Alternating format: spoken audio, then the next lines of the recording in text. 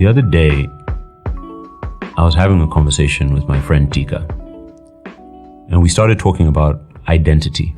The context of our conversation was how we identify ourselves, how we see ourselves in the world, our own self-identity. And we just started talking about what is your identity? What makes up one's own identity? How much time do we take really analyzing it? And how many of our problems are based on who we really are and the things that are going on around us? People love to say, I am my own person. I am who I am.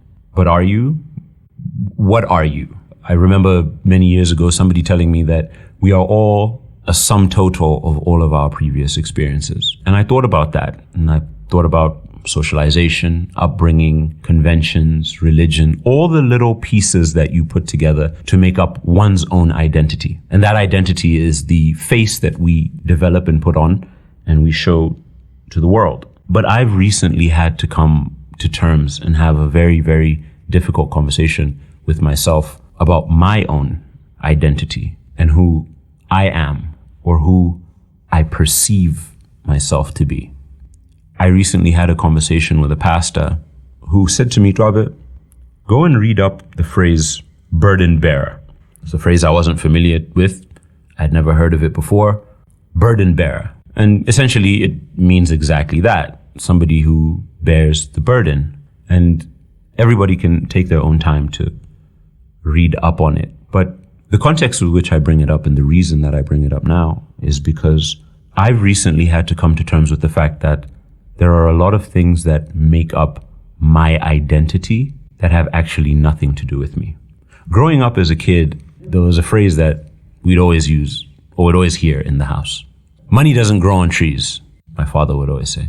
Money doesn't grow on trees. Dad, can I have XYZ? Well, money doesn't grow on trees. Seems a simple enough and innocent enough statement, right? Money doesn't grow on trees.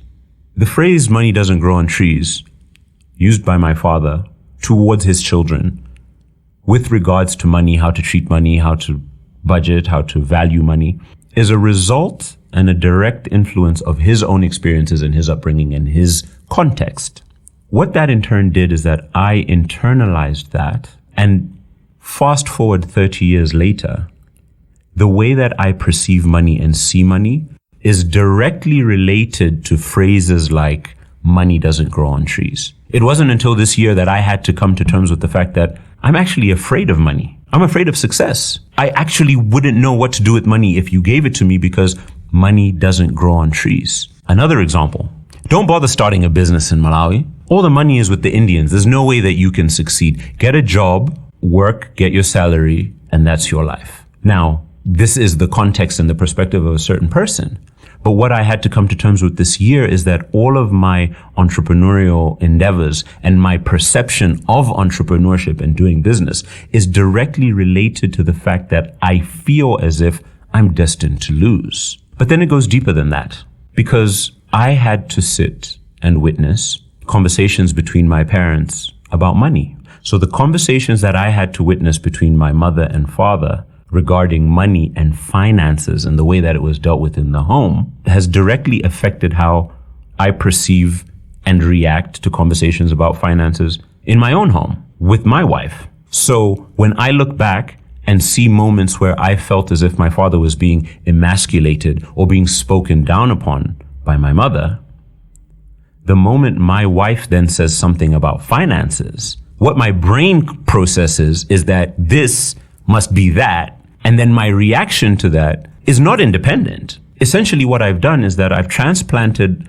something that I saw, brought it into this situation, and now my reaction is based on an experience that has nothing to do with the conversation that's going on. Now, how many of us are doing that every single day in different areas? How many of us are not progressing in our jobs because we don't think that we're good enough because our parents weren't? How many of us are not in happy relationships because we never saw happy relationships, so we think that we don't deserve them? How many of us are in unhealthy relationships with our friends where we are spoken down upon and we're the butt of all the jokes because that's what we thought was normal? However, here's the flip side of that. I have people in my life and friends that I encounter and people that I've encountered along the way where the exact same dynamic that I'm talking about is positive, where a person walks into the room, their confidence walks into the room 15 minutes before they got there. You know why? Because their father was confident, and their father told them that they could do whatever they wanted to do, and their father told them that they could be whoever they wanted to be, and they've carried that with them. And that confidence goes with them wherever they go. Or similarly, how many people do we know who are in relationships where the moment that they start being mistreated, they remove themselves from that situation because they've grown up, or they've seen, or they have experienced, or they have been told that you should not stay in a situation that doesn't serve you. So I say all of that to say this. What is your identity? Really, what is your identity?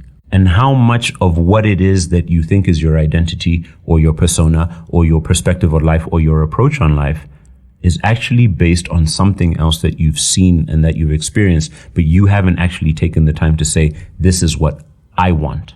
Because all those people that say, I am who I am, what you're really doing is that you're not taking the time to analyze what you really want.